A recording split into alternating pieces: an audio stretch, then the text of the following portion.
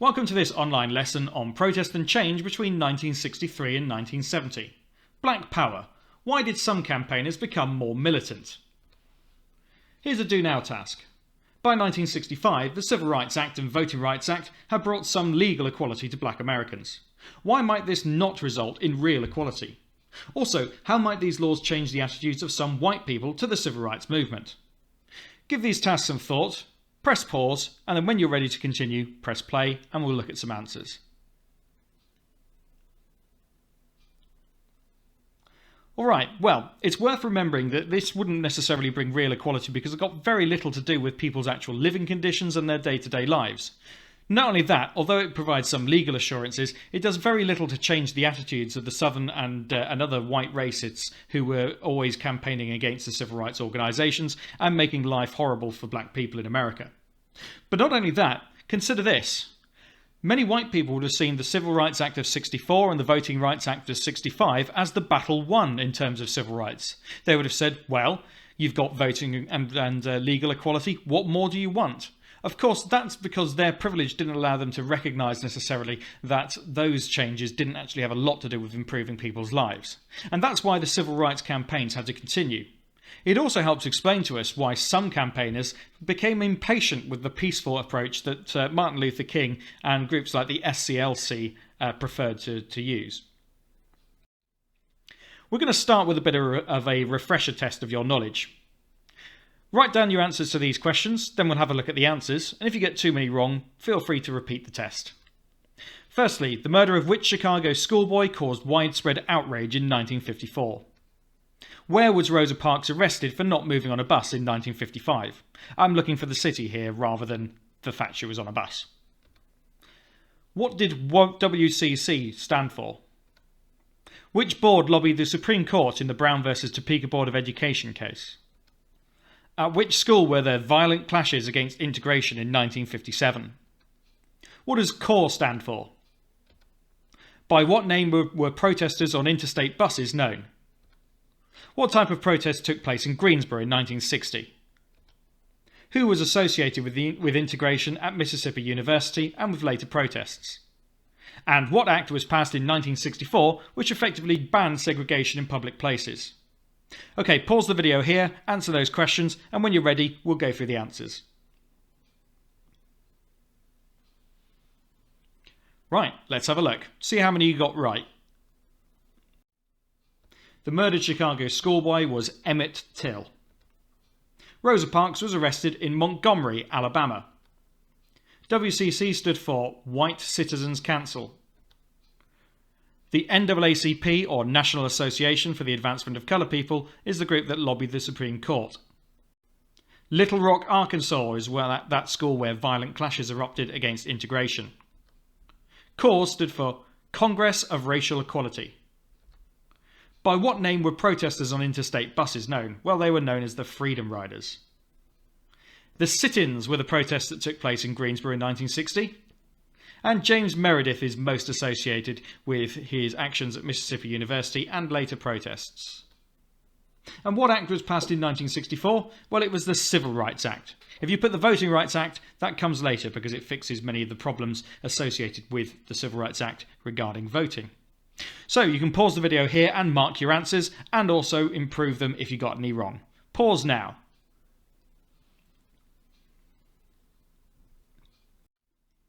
Okay, there's going to be a few key words before we proceed to look at Malcolm X.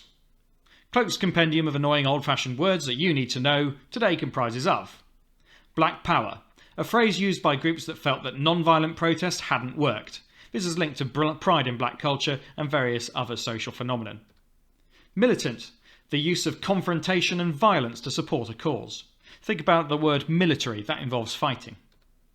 Black Nationalism, the idea that white people would never give black people equality, and so black people needed to create their own separate nation or community.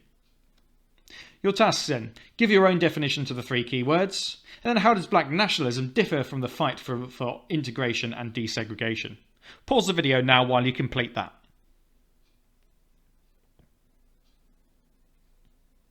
Okay, you might have noticed that actually, rather than integrating and desegregating, black nationalism is a desire to integrate on black people's own terms. In other words, they were sick of trying to cooperate with white people who were constantly showing the racism, so they would prefer to separate off into their own deliberately segregated communities in which they could look after their own affairs. Whether this was a realistic idea or not remains to be seen, but we will see that was the idea as it was in the 1960s and later. Malcolm X. This is a very famous figure from the civil rights movement. He's pictured here on a later trip to Mecca, which will become quite important later on. But more of that in a moment. Let's find out a bit about Malcolm X's background. Malcolm X was born Malcolm Little, but he got rid of that name as it was his slave name.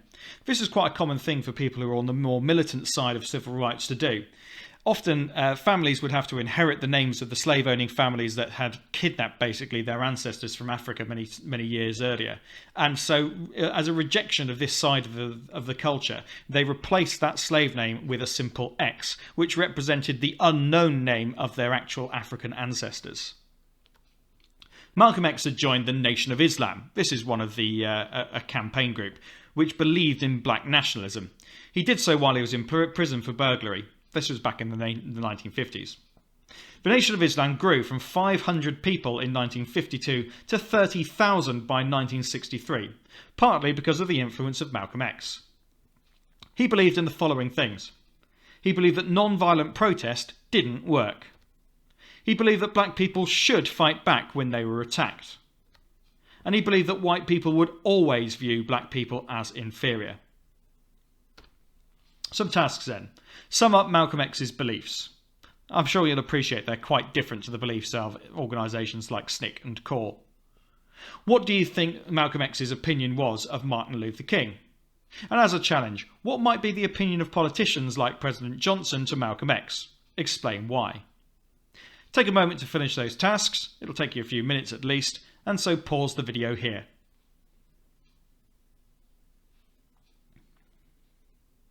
Okay, hopefully you've summed up those beliefs. But what do you think Malcolm X would have thought of Martin Luther King? Well, the fact was he thought Martin Luther King was rather soft, and that his softly approach of cooperating with white organisations was not one that was going to get results quickly. Moreover, for part 3, President Johnson's opinion of people like Malcolm X was very, very suspicious indeed. I mean, Johnson was quite suspicious of people like Martin Luther King and saw him as something of an agitator. For someone who actually advocated violence in the cause of black civil rights, someone like Malcolm X, President Johnson would have been even more suspicious of him and certainly would have been very distrustful of his aims. However, Malcolm X's opinions did not stay the same throughout his life. These are his later views. Malcolm X went to Mecca in 1964. That's the picture that I mentioned earlier. He did this after leaving the Nation of Islam and setting up his own group. While he was on this Hajj pilgrimage, his views changed. From 1964, he believed that integration with white communities might actually work. He also believed that working with other groups like SNCC, the Student Nonviolent Coordinating Committee, and CORE, the Congress of Racial Equality, could help bring equality. He also believed that some white people were in fact willing to help. However, he did not last long after changing his beliefs. In 1965, Malcolm X was giving a speech when 3 Nation of Islam members stormed in and shot him 15 times. I don't mention the 15 times that he was shot out of some kind of grisly fascination with his death, but it's more an emphasis of the real hatred that must have been behind the act. 1 bullet probably would have done the job. 15 just seems like a deliberate act of brutality. After his death, his followers again focused on his earlier militant beliefs, without Malcolm X there to try and steer them away from them.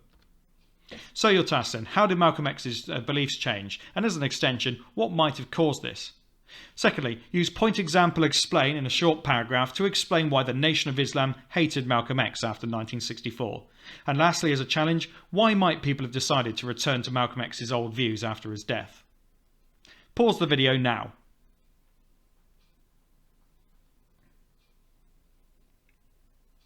Okay, I'm sure that we've recognised that Malcolm X's beliefs kind of became a lot more moderate and a lot more non-violent after his pilgrimage. It's possible that his interpretation of Islam as being a peaceful religion kind of taught him that actually the violence was not necessary and it wasn't helpful. It also probably taught him a belief in helping other people, although Malcolm X was a Muslim and Martin Luther King was a Christian. It is true to say that they were both religious men in their own way, and he probably respected that. So why might people have decided to return to Malcolm X's old beliefs? Well, quite simply, that was the sort of ideology that the Nation of Islam had been following it, and they weren't prepared to abandon it straight away. After all, for many years, they'd spent a lot of time convincing themselves that non-violent protest couldn't work, and therefore a big departure like this, without necessarily having the experiences of Malcolm X, would have been too much to bear for some of those members. That hardly condones the brutality of his murder, though. We're going to look now at some other examples of black power, and you're going to do most of the research for yourself for a change. In the mid to late 60s, there were some significant examples of black power. There was Stokely Carmichael. He became the SNCC leader from 1966 to 1967. Although it was still the Student Non-Violent Coordinating Committee, under Stokely Carmichael's leadership, the influence of black power really took hold, and their membership and their methods became a little bit more militant. He was an especially militant and effective speaker as well. I've included in the description to this video a link to one of Stokely Carmichael's speeches. It's really worth watching to get a sense of what kind of a speech giver he was in comparison to someone like Martin Luther King. I've also got the March Against Fear here. We've studied James Meredith before with his contributions to integration at Mississippi University. Well, the March Against Fear was related to voting rights. On about the fourth day of his march, he was shot by a racist, and we can see an image of him just after he was shot on the picture to the right there. He survived, and the march was completed by others. It's well worth researching that. And lastly, the Mexico City Olympics protest of 1968. There's a very good reason why the Olympics do not like political statements being made at the Olympics, especially seeing as the 1936 Berlin Olympics was hijacked by Hitler and the Nazis. Nevertheless, two American athletes decided to take a stand, and I've included a short video about their protest in the description as well. Although you shouldn't rely just on these short videos for your research. Do a little bit more reading on that. So, watch the video of Stokely Carmichael. In what ways is his speech militant? Then perform the research task. This might take you anything up to an hour. Complete a who, what, where, when and why summary of each of the headings on the above based upon your own research. So find out who was involved and also what they achieved. Thirdly, and as an extension, which of these three was most important in spreading the Black Power movement? Was it Stokely Carmichael who introduced it to SNCC? Was it James Meredith, who was always a much more independent campaigner? Or was it the very visible protest and Black Power salute given at the Mexico City Olympics? Well, when you've finished that, you can move on, but for the time being, you can pause this video, watch the videos in the link, and conduct your research. Best of luck. Okay, I'm going to have to trust you that you've done that properly, and we're going to move on.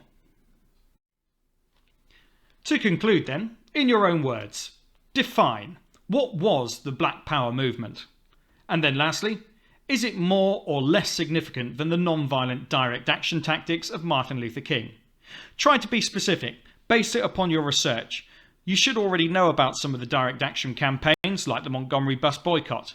But how does that compare in terms of effectiveness to the Black Power movement?